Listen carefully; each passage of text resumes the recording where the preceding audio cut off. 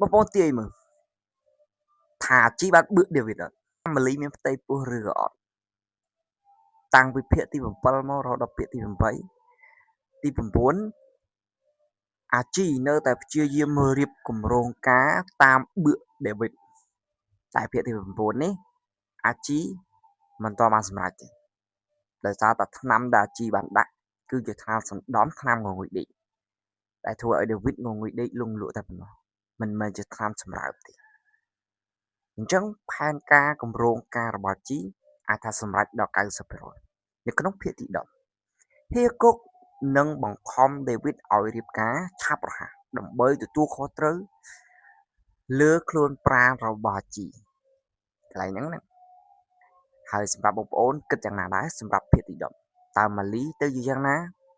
ហើយដេវីតសម្រេចចិត្តយ៉ាងណាដេវីតត្រូវទទួលខុសត្រូវចំពោះអាជីឬក៏មានរឿងមួយទៀតដែលធ្វើឲ្យបែកធ្លាយសមាជិករបស់អាជីនិងអាឆាយដែលរួមរស់នៅជាមួយគ្នាពីក្រោយខ្នងរបស់ដេវីតរឿងទាំងអស់នេះបងប្អូនអាចតាមដានទស្សនាទាំងគ្នាប៉ុន្តែភាគទី10ខ្ញុំសូមទូទាយថាដេវីតនឹងមានតម្រុយខ្លះហើយនឹងស្ទាក់ស្ទើរចិត្តក្នុងការសម្រេចចិត្តរៀបការជាមួយនឹងពីព្រោះថារឿងទាំងអស់នឹងចាប់ផ្ដើមលាតត្រដាងខ្លះលាតត្រដាងល្បិចដ៏ស្មុគគ្រោករបស់អាឆាយនិងអាជី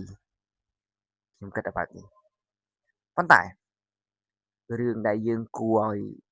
កត់សម្គាល់ព្រោះចំណងជើងម្ចាស់ស្នេហ៍ប្រែបេះដូងគឺសំដៅទៅលើតួអង្គអាជីដែលជាម្ចាស់ស្នេហ៍ប្រែបេះដូង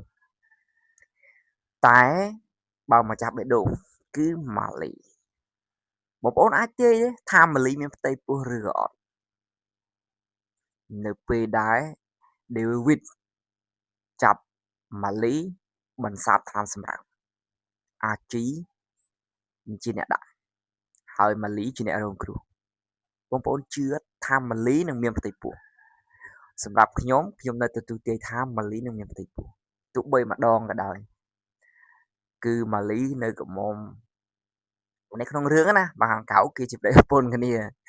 ប៉ុន្តែថាសម្រាប់ខ្ញុំគឺខ្ញុំទូទាយបែបថាម៉ាលីនឹងមានផ្ទៃពោះហើយរឿងទាំងអស់នេះនឹងបែកធ្លាយដល់ដេវីតដែលធ្វើឲ្យដេវីតមានភាពស្ទាក់ស្ទើរក្នុងការរៀបអាពាហ៍ពិពាហ៍ជាមួយនឹងអាជី